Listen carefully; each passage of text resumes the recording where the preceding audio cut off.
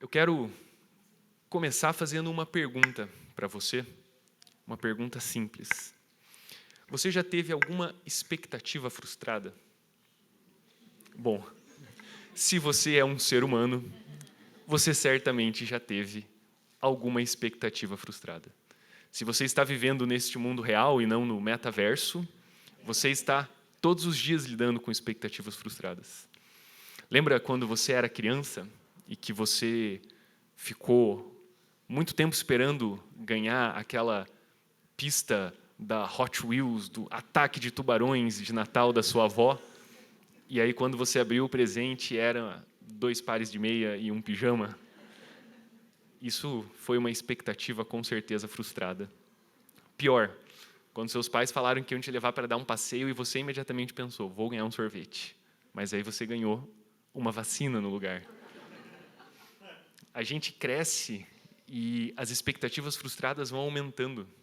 Quem aqui já morou sozinho, com certeza deve ter criado grandes expectativas de como seria incrível a vida de solteiro, morando sozinho. E aí chegou no final do mês e estava você comendo comida congelada, sem dinheiro para pagar boleto. Por que nós temos tantas expectativas frustradas? Nós muitas vezes nos frustramos porque nós colocamos as expectativas nas coisas erradas. Nós esperamos que as coisas vão acontecer de um jeito, nós imaginamos que as coisas serão como nós queremos, e aí, quando as coisas acontecem, nós descobrimos que nós não temos o controle nem sobre a nossa vida. Quem dirá sobre as situações, quem dirá sobre a vida dos outros, quem dirá sobre a vontade dos outros. O texto que nós lemos, ele mostra um pouco dessas expectativas frustradas. Os discípulos de Jesus também tinham expectativas das coisas, e essa passagem relata um banho de água fria, vamos dizer assim, que Pedro está levando de Jesus. Quando nós lemos o texto, nós vemos que Jesus ele começa a predizer a sua morte e a sua ressurreição. O texto que vem logo antes desse, Jesus havia perguntado para os seus discípulos, quem as pessoas dizem que eu sou? Esse texto foi exposto há umas 5, 6 semanas atrás, você pode depois olhar lá no nosso YouTube ou no nosso Spotify. E Pedro, tomando a frente dos discípulos, ele responde para Jesus, Jesus, você é o Cristo, o Filho do Deus vivo. Pedro ele fez uma confissão extremamente importante. Pedro disse que Jesus era o Cristo, o Messias esperado, o Salvador, aquele que ia redimir o povo, e que ele era o Filho de Deus, aquele que poderia fazer todas as coisas, afinal, o dono do mundo era o seu Pai. Todo mundo já deve ter visto algum adesivo de carro, né? Não sou dono do mundo, mas sou filho do dono. Jesus era o filho do dono. Ele podia fazer todas as coisas. E aí, Pedro faz uma declaração magnífica sobre quem Cristo é. Cristo, em seguida, faz uma declaração importante sobre os discípulos. E, de repente, nós chegamos no versículo 21. Jesus começou a mostrar aos seus discípulos que era necessário que ele fosse para Jerusalém, sofresse muitas coisas nas mãos dos anciãos, dos principais sacerdotes e dos escribas, fosse morto e no terceiro dia ressuscitasse. Pensa que expectativa frustrada para os discípulos. Pedro acaba de dizer, você é o Messias, você é aquele que vai resolver os nossos problemas. E os nossos problemas hoje é o Império Romano que nos escraviza, que nos cobra impostos altíssimos, que pega nossos melhores homens para ser soldados, que nos obriga a fazer coisas que nós não queríamos. Você é o Messias que vai reestabelecer o reinado de Israel, a sua glória, a glória que ele teve quando Davi e quando Salomão eram reis. Essa era a expectativa de Pedro.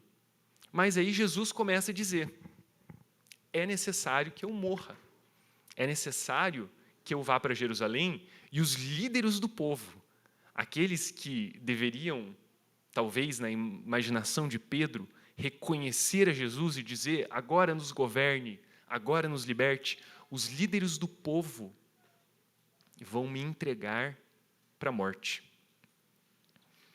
Esse é o cenário dessa passagem e dessa conversa que Jesus tem com os seus discípulos. O que Jesus está dizendo para Pedro, para os 12 e para todos nós é algo muito importante.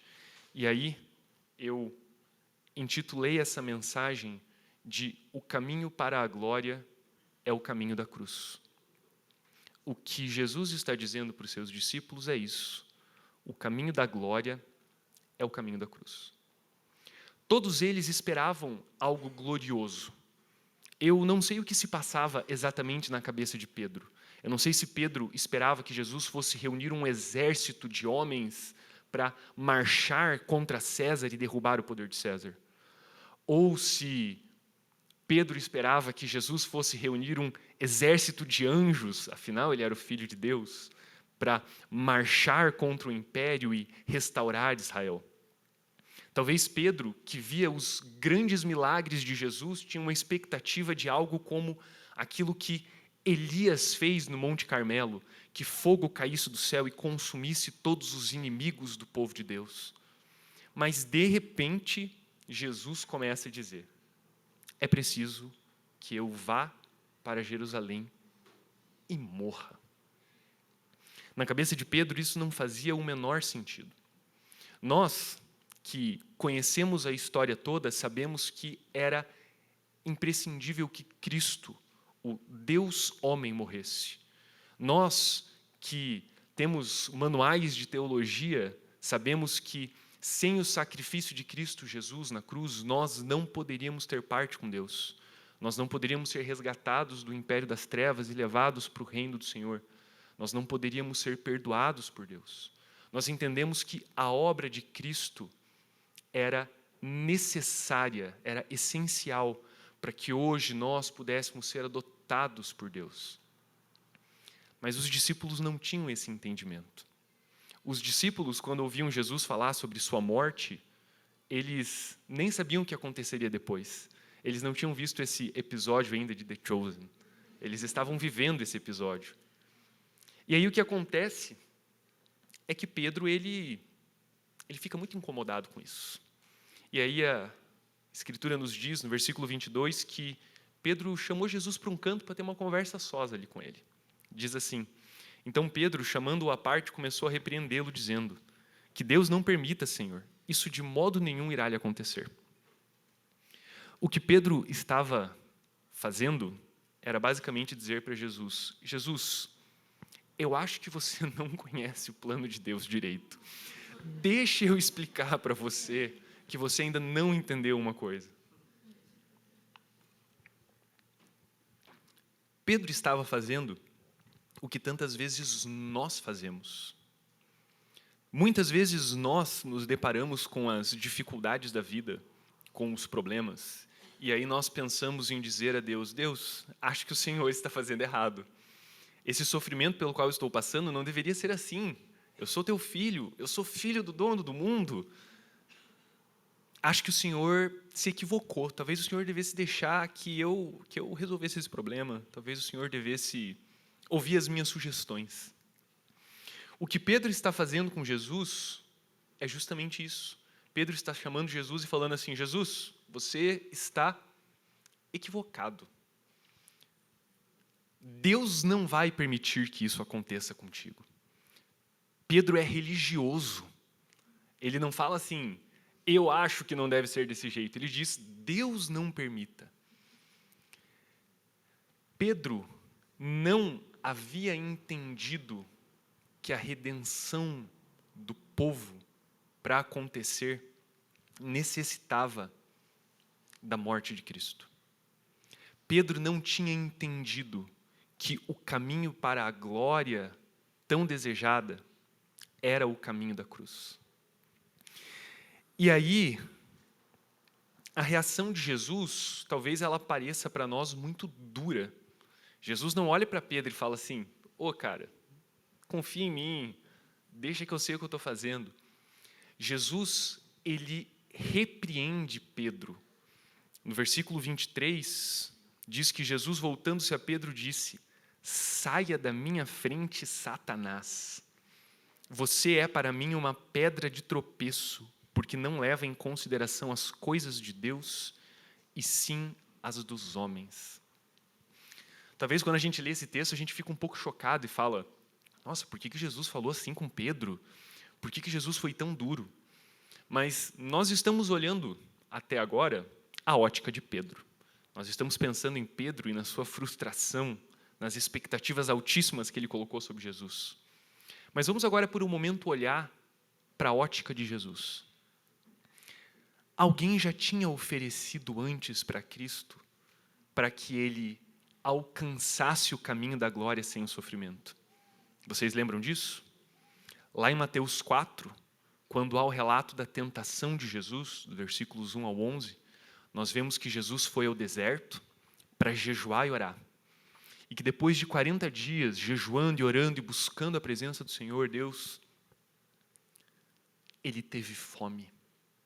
E aí o diabo apareceu e começou a oferecer a ele vários meios de alcançar a glória sem o sofrimento que a cruz traria. O diabo diz assim: pega essas pedras e transforme elas em pão. Ele está falando, use do seu poder para matar a sua fome, uma necessidade que você tem, em benefício próprio. Depois ele diz, leva Jesus para o pináculo do templo e diz: pula daqui e os anjos do Senhor vão te salvar. O pináculo do templo, onde todos os olhos de Jerusalém estariam sobre Jesus e veriam anjos o salvando, imediatamente coroariam Jesus e diriam: você é o Messias. Um caminho sem o sofrimento. E aí Jesus diz: pelo contrário, não farei uma coisa dessa. Em seguida, Satanás diz: então faz o seguinte, me adore e eu te darei todos os reinos do mundo. Você não vai precisar morrer, você não vai precisar sofrer, você não vai precisar passar pelo sofrimento que virá. Mas Jesus entendia que a glória só poderia ser obtida por meio da cruz. É por isso que quando Satanás coloca essa ideiazinha na mente de um dos melhores amigos de Jesus, de Pedro, Jesus ele é duro. Ele diz: não vou cair nessa conversinha do diabo de novo. Saia da minha frente, Satanás. É engraçado que, alguns versículos atrás, Pedro e os 12 são a pedra em quem Cristo edifica a sua igreja. Pedro, que era a pedra de edificação, de repente vira pedra de tropeço. Você é para mim uma pedra de tropeço, porque não entende as coisas de Deus, somente dos homens. Pedro, o discípulo que há alguns minutos atrás tinha feito uma confissão grandiosa sobre Jesus, você é o Filho de Deus, o Messias, agora é aquele que está mais preocupado com as coisas dos homens do que com as coisas de Deus. As expectativas de Pedro o cegaram para a vontade de Deus. E muitas vezes as nossas expectativas fazem a mesma coisa. Muitas vezes as nossas expectativas não deixam ver que no nosso caminho também existe uma cruz. E nós precisamos passar por ela. E mais do que só passar por ela, nós precisamos carregar essa cruz. Todo o ministério de Jesus tinha um foco na cruz. Os comentaristas do Evangelho de Mateus vão dizer que é exatamente nesse trecho que acontece uma grande divisão da estrutura do Evangelho. Até então, Mateus estava dedicado a mostrar que Jesus era o Messias e o Filho de Deus, e ele faz isso de diversas maneiras. Ele compara Jesus com Adão, ele compara Jesus com Moisés, ele mostra que Jesus é o verdadeiro Israel, aquele que cumpre o que Israel não conseguiu. Aqui, o foco de Mateus muda. E a partir de agora, o foco de Mateus é o caminho do Messias até a cruz. Daqui para frente, tudo aquilo que Jesus faz e tudo aquilo que Jesus mostra é que é necessário para ele passar pela cruz. Jesus fez grandes milagres. Jesus curou milhares de pessoas. Jesus ensinou coisas magníficas. Mas isso não seria suficiente para a obra que ele precisava executar na terra. A obra que Jesus precisava executar precisava passar pela cruz. Os outros profetas do Antigo Testamento também fizeram milagres. Eles também ensinaram coisas bonitas, também curaram pessoas. Se você lê o Antigo Testamento, você vai ver que alguns profetas até mesmo ressuscitaram pessoas que haviam morrido. É claro que o que Jesus fez foi muito maior, foi muito mais grandioso. Afinal, o reino de Deus estava chegando em Cristo, em Jerusalém. Entretanto, para que o reino de Deus chegasse de fato e pudesse alcançar a todos nós, homens de todas as tribos, línguas, povos e raças, era necessária a cruz. Não foi isso que Jesus disse para Nicodemos? É necessário que o Filho do Homem seja levantado para que então possa atrair multidões a si? A cruz era o ponto alto do ministério e da vida de Jesus. E de repente Jesus olha para nós, olha para Pedro, olha para os 12 e ele diz: vocês precisam entender que a cruz não é só o ponto alto da minha vida, mas é de todos vocês. E então Jesus faz o conhecido como chamado para o discipulado. Logo depois de repreender a Pedro, ele chama os 12 para perto de si e diz o seguinte, leiam comigo o versículo 24. Então Jesus disse aos seus discípulos: se alguém quer vir após mim, negue-se a si mesmo, tome a sua cruz e siga-me. Esse chamado não é apenas para os 12. Esse chamado não foi só para ser vivido lá no ano 30, 31, 32, 33, não sei, depois de Cristo. Esse chamado é para cada um de nós.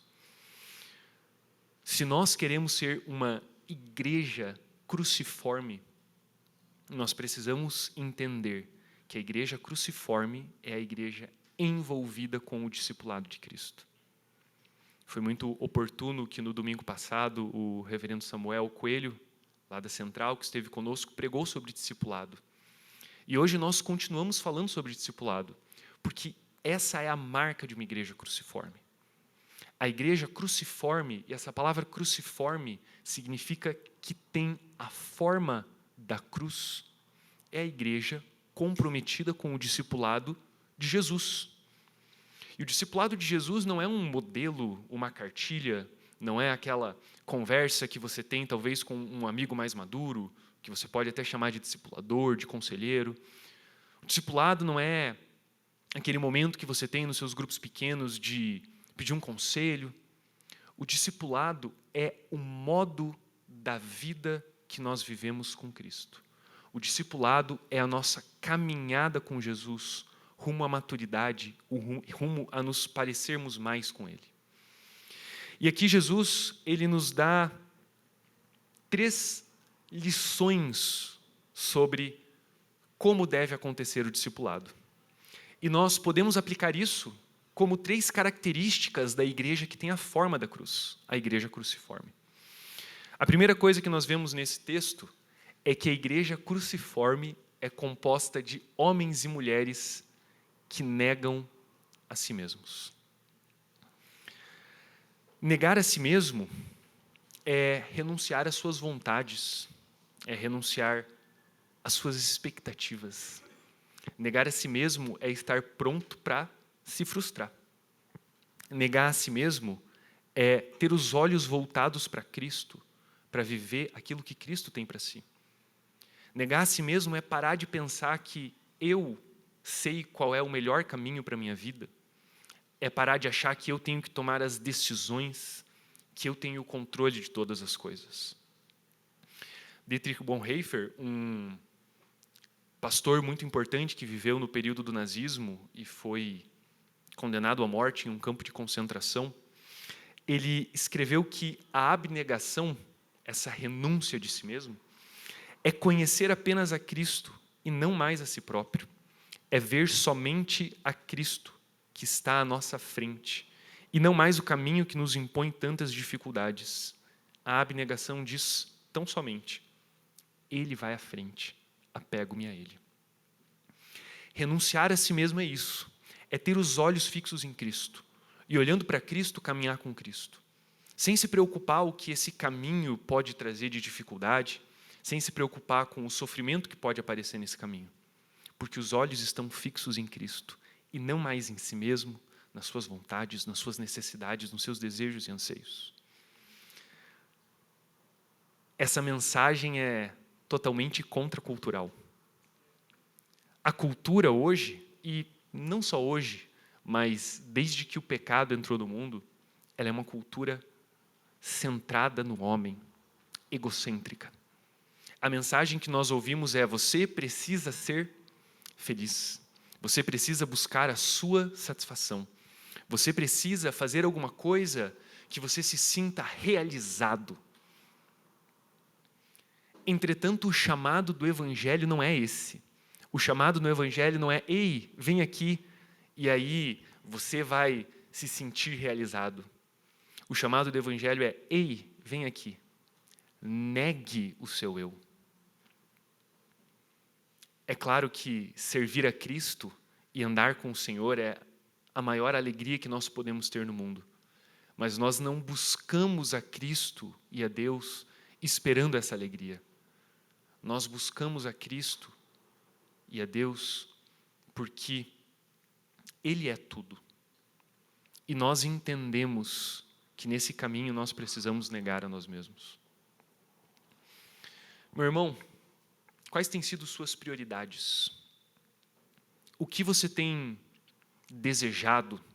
Será que são as suas vontades? No que você mais dedica os seus pensamentos e o seu tempo e aqueles últimos minutos antes de deitar a cabeça no travesseiro e dormir? É o seu trabalho, o seu dinheiro, é a sua carreira, a sua realização pessoal? É o que as pessoas pensam a seu respeito? Essas coisas são características de alguém que abandonou a renúncia e abandonou a abnegação. São marcas de uma igreja que parou de negar a si mesmo.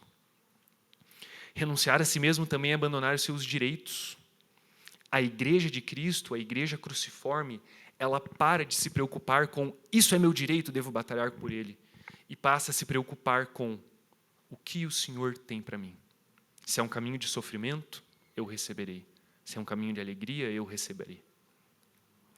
A igreja cruciforme que nega a si mesmo não busca justiça pessoal por meio de vingança. Ah, praticaram um mal contra mim?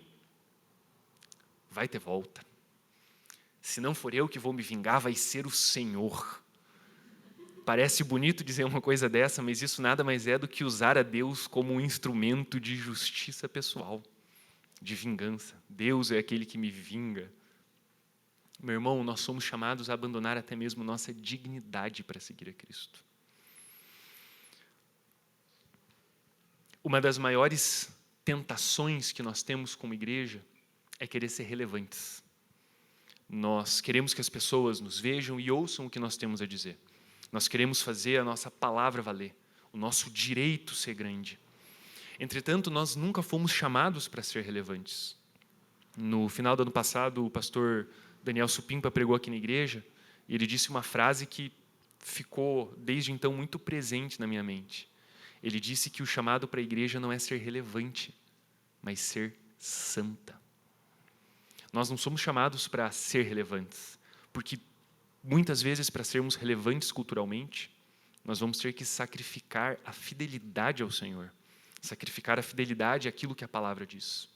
É claro que o Evangelho é relevante, o Evangelho é significativo, mas é o Evangelho que é relevante, não é o Lucas, não é a Igreja Presbiteriana República, é o Evangelho. Se nós queremos a relevância para nós, nós tiramos os olhos do Senhor. Por fim, renunciar a si mesmo é colocar o outro à frente de si. Será que nós temos vivido isso? Meu irmão, qual foi a última vez que você dedicou do seu tempo para ouvir um irmão que estava triste? Qual foi a última vez que você dedicou a sua oração para interceder por alguém e não só para pedir por si mesmo? Qual foi a última vez que você talvez viu um irmão em necessidade financeira e falou: eu vou dedicar do meu dinheiro para ajudar esse irmão, porque eu tenho muito, ele tem pouco? Uma prova de que nós estamos negando a nós mesmos é o quanto nós pensamos no outro. E se a resposta a alguma dessas perguntas foi: nem me lembro quando foi a última vez que fiz isso, eu tenho uma péssima notícia. Talvez você não esteja renunciando a si mesmo. Uma igreja cruciforme é composta por homens e mulheres que negam a si mesmos. E Cristo tem nos chamado para isso. A segunda coisa que vemos nesse texto é que uma igreja cruciforme é composta de homens e mulheres que carregam a cruz. Jesus diz: se alguém quer vir após mim, negue a si mesmo e tome a sua cruz.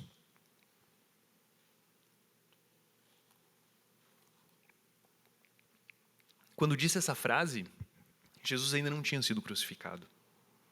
Nós que lemos esse texto, sabemos que Jesus morreu crucificado, vemos um significado especial na cruz. A cruz é para nós tão especial que nós dizemos que a igreja precisa ser cruciforme. Nós colocamos a cruz em nossos templos. Entretanto, os discípulos que ouviram isso pela primeira vez não tinham esse entendimento que temos. Mas ainda assim, quando Jesus disse que eles precisavam carregar a sua cruz, eles entenderam do que Jesus estava falando. Isso porque no Império Romano a cruz era um símbolo de vergonha, de rejeição e de sofrimento. Se você estivesse vivendo no Império Romano nos tempos de Jesus e visse um homem carregando a cruz, você já sabia: esse é um homem culpado pela lei.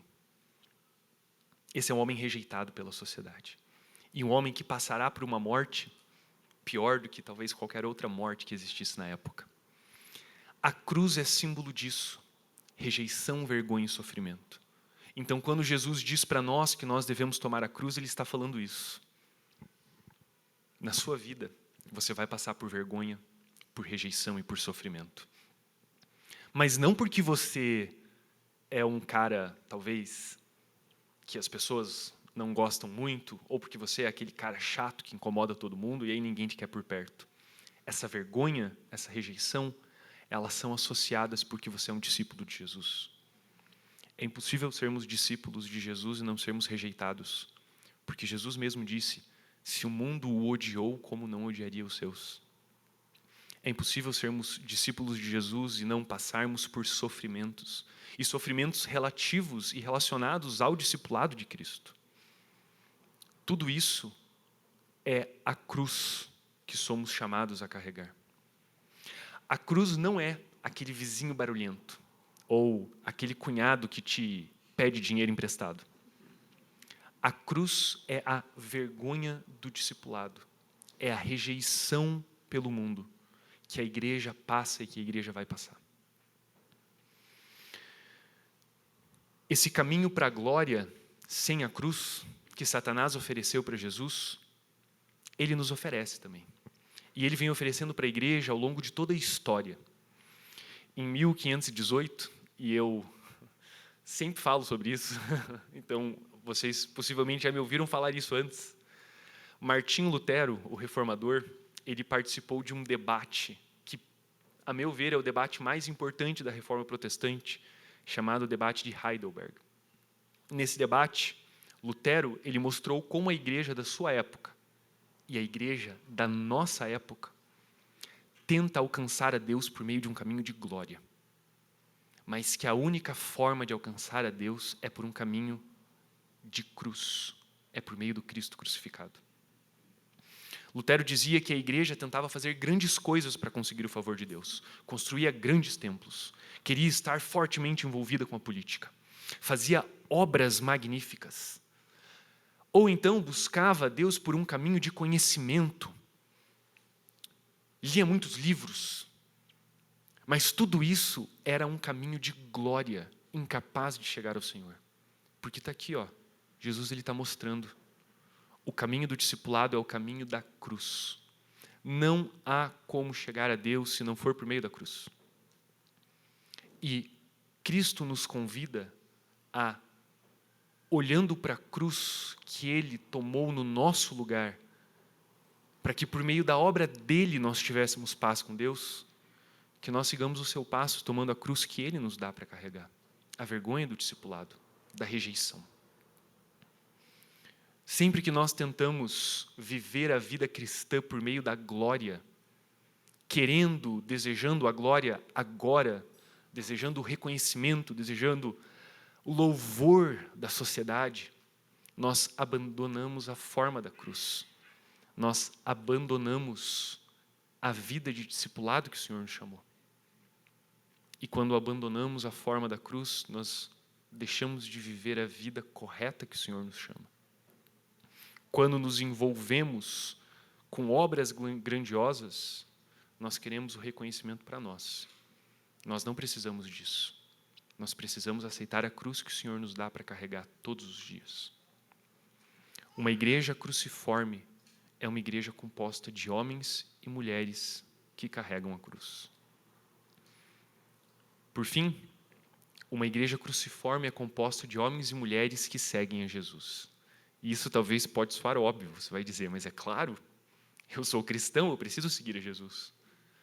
Mas será que nós estamos realmente motivados em seguir a Jesus? Ou será que nós estamos motivados em seguir um pastor? Será que o nosso modelo é Cristo ou será que o nosso modelo se tornou o cantor da banda gospel que nós gostamos, o pastor youtuber, o influencer digital? Os nossos olhos estão em Cristo ou os nossos olhos estão nos homens grandes de Deus? Sempre que nós tomamos modelos que não há Cristo em primeiro lugar na nossa vida, nós não estamos seguindo a Jesus de verdade. Nós não estamos seguindo os passos de Jesus. E nas palavras do comentarista Tasker, a penosa lição que Pedro e todos os apóstolos tinham de aprender, e todos nós, igreja cruciforme de Cristo, precisamos, é que seguir a Jesus é seguir a um Jesus crucificado. Nós, muitas vezes, temos por modelo o Cristo glorioso e ressurreto, e sim, Jesus está glorioso e ressurreto. Ele tem o governo de todas as coisas, mas o modelo que ele nos deixa para seguir é o modelo de Cristo crucificado. Paulo fala sobre isso. Paulo fala sobre o escândalo da cruz aos coríntios. Nós somos chamados a seguir a um Cristo crucificado. É isso que Jesus continua ensinando nesse texto. Versículo 25, ele vai dizer: pois quem quiser salvar a sua vida, perderá. E quem perder a vida por minha causa, esse a achará. Nós vivemos buscando aquilo que nós desejamos, as nossas ambições, mas não é esse o convite de Cristo. O convite de Cristo é: ei, aceite perder a sua vida por minha causa. De que adianta uma pessoa ganhar o mundo inteiro e perder sua alma? Ou que dará uma pessoa em troca da sua alma? Porque o Filho do Homem há de vir na glória de seu Pai, com os seus anjos, e então retribuirá a cada um conforme a glória. Jesus termina olhando para os discípulos e dizendo assim: essa glória que vocês tanto almejam, essa glória que vocês desejam, esse reino glorioso, ele vai vir. Mas para ele vir, você precisa entender: a cruz é necessária. Cristo, ele retribuirá a cada um conforme as suas obras.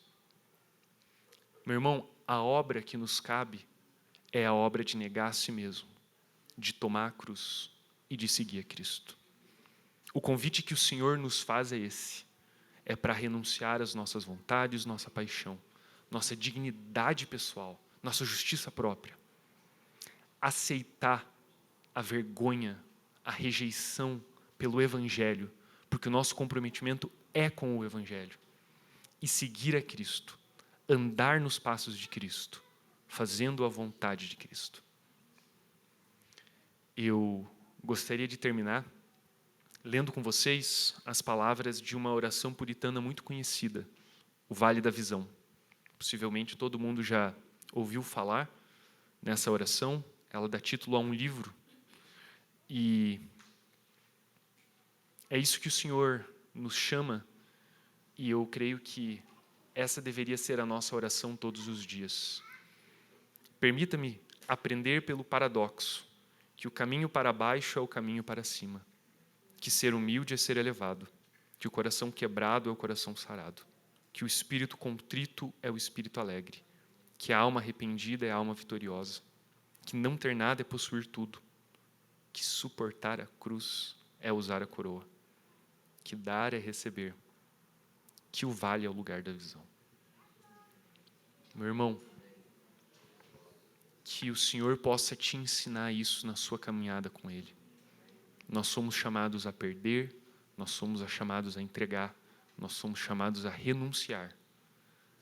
Aceitando a cruz, no final, nós usaremos a coroa com Cristo e participaremos da glória com Ele.